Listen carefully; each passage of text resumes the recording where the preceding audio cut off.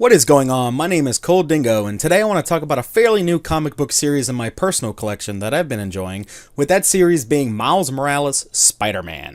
This current iteration of Miles Morales is written by Saladin Ahmed, with Javier Garron complementing with the artistry, and I apologize for the possible mispronouncing of those names. Anyway, Saladin has other writings for Marvel such as Exiles 2018, Black Bolt, and Magnificent Miss Marvel, among others, with Javier having worked on newer series of Ant-Man and the Wasp, Doctor Strange, and Cloak and Dagger. Though I'm unfamiliar with Saladin Ahmed's other writings as far as their current storylines, I hope that his other writings are with similar style as Miles Morales' Spider-Man, as I've been enjoying the series thus far. Additionally, I would like to mention that this is one of the first post-Spider-Geddon series I've read, and considering the end of that 5-part 2018 event, I had high hopes for the young Miles. Well, with that and the recent theater run of Spider-Man Into the Spider-Verse, which I found to be a highly refreshing take on some of the web swingers of the Marvel Universe, it seems like mention of Miles Morales is flooding all forms of social media.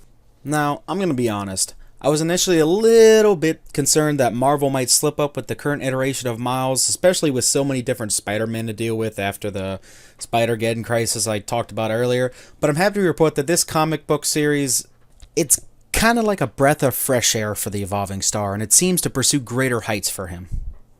Miles, as seen in issue number 1, is still recovering from the events of the previously stated spider-related crises, and is in full normal life mode, juggling friends, family, a girlfriend, and fighting baddies. And it's a grueling task, as seen in the comic, and it's always as a welcome pace as opposed to the, I'm a superhero, therefore I never tire, I'm always readily available to stand between the world of evil, and it's just such a grandiose style of storytelling, and I just prefer a more fleshed out protagonist. Somebody that is tired and he's dealing with these added stressors, and it just, in context, makes me root for him even more as a hero. He's also not perfect, which is great, because we all know how the perfect character in a media can also be the most tiring person within the series. Mistakes are often how we grow and show progression, which is human. The added fact that one of his school assignments adds a little personal journal into the mix as well, it's actually really interesting and cool, and it kind of gives a more in-depth view into his internal thoughts and kind of some additional monologue from the teen. Because it's also the first issue in this most current series, there's a lot of setup and reminders as to who the people in Miles' life are and what his status is to them. For example, his uncle Aaron, they tell you essentially in the movie he's a different character, but in this one he's a supervillain under the mantra of the Iron Spider, and their series informs a reader of who knows about Miles' secret of being Spider-Man. And that's kind of just cool and interesting mechanic, in my opinion, as to the fact that his parents actually know about his web-swinging antics and all that, which allow him a lot more freedom in his home life. However, his girlfriend does not, making restrictions and freedoms more dynamic. And it's just really, really fun, as opposed to everyone in my life knows, therefore, there's really no secrets to deal with other than the outside world, or nobody knows, so they can't blurt it out. It's just kind of cool to see, oh, these people don't, these people do, and it's kind of juggling that aspect. It's just really cool. And it kind of makes more of a natural progression of the story. Speaking of Miles' girlfriend, who's named Barbara, the story really kicks off after all the formal introductions with the real action, the real good stuff. She's babysitting her cousin. I mean, don't know why we need to know this. I mean, it's got to be something important about it, right? Anyway, she's babysitting her cousin, and it's this kid from California. His name's Eduardo. Seems like a nice kid. I don't know. I don't personally know him. And he's currently in Barbara's care due to his father being deported a month prior to whatever happened in the series, and his mother attempting to obtain citizenship in the U.S., which is he's a pretty standard kid. And an interesting bit of current U.S. politics thrown in without getting it really heavy or preachy. But, yeah, we'll get back to the kid in just a little bit. Moving on forward from this scene, we kind of see Miles just swinging around as Spider-Man, clearing his head from all the responsibilities in life and what they mean to him. He sees a line for a soup kitchen with a slew of people, including a little girl waiting outside just trying to get something to eat, which kind of piles onto the issues I talked about with like the immigration and whatnot, and what's going on in the country as far as the issues he faces as well. And he just... I think he's just upset because he can't beat the tar out of it. Well, it doesn't last long as a burglary alarm is set off nearby, which allows for him to be able to solve a problem by beating the tar out of it, which is, you know, very standard Spider-Man stuff. And you can pretty much tell that's coming up. Now, when Spider-Man arrives at the scene of the burglary, a bunch of robotic-looking thugs are loading some sort of unspecified equipment into the back of some sort of vehicle. He starts to do what, you know, any other good Spider-Man would do, and he just goes down to take them down. He trips one of them up and puts them on the ground, with the weird additive being that they're not really talking or fighting back, making for some really strange opponents, if you even want to call them that. Most of the robot henchmen things aren't even, like, very threatening. They're kind of the size of kids.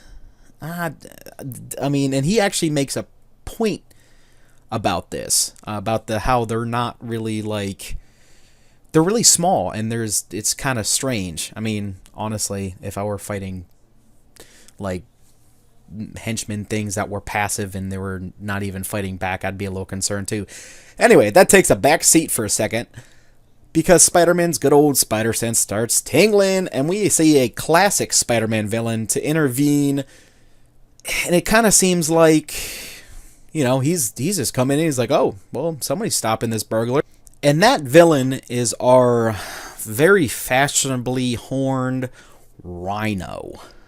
Now, the Rhino, he kind of just starts telling Miles to mind his own business and just go home in a pretty passive way. But, you know, that wouldn't be very Spider-Man-y to do. So the two get the rumbling, with Rhino telling Spidey to go home a couple more times and to just stop meddling, you know, stop dealing with whatever evil plan this is. The fight looks great, and the movement is captured pretty nicely by the artist, with the outcome being essentially, I would call it a stalemate. Spider-Man assumes Rhino's behind everything, you know, and hit a little bombshell for you. It wasn't his robbery. He comes out and says, Rhino comes out and said he's just kind of looking for his niece, and that somebody snatched her, and that the people behind the robbery were kind of like the most likely suspects to know what happened to her. Well, you know, like I said, Rhino and Spidey were fighting in the forefront. So in the background, the henchmen are kind of already done what they're doing.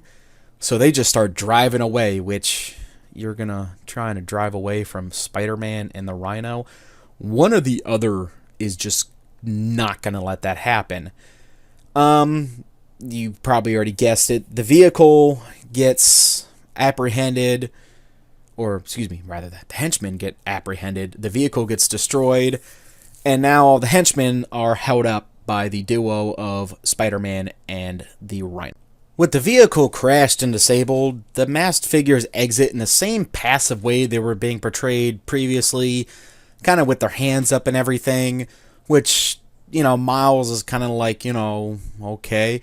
And he goes to take off one of their mask helmet things, and now, do you remember when I described the size of the henchmen earlier? And that's one of the interesting things and one of the plot points that I got to earlier that kind of seemed a little unimportant. Well, Miles lifts the helmet and sees a familiar yet kind of newer face. And that's Eduardo, his girlfriend Barbara's younger cousin. Miles goes to ask the kid what's going on, and then Miles gets basically just he gets tasered. Eduardo just pulls out his fists, and they're just lightning fists.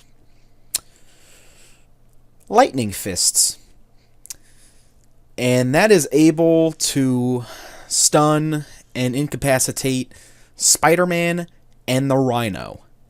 And that's it. That's the end of the first issue. Needless to say, I am more than interested in the rest of this story based on the first issue, which is something all first issues should aim to do, but it's nice when it succeeds. And I hope that I've done a good job in giving you all of the small looks and stuff like that into the ongoing series. I hope I've piqued your interest in possibly continuing the series. And I don't know all about you, but I'm just excited. I'd love to cover future issues of this. I actually, as of this recording, I have the next 2 issues, if I'm not mistaken. And like I said, I am highly interested in going and covering the next ones, but I cannot recommend this series enough. It just seems like it's going to a good place. My name is Dingo, and I thank you for watching.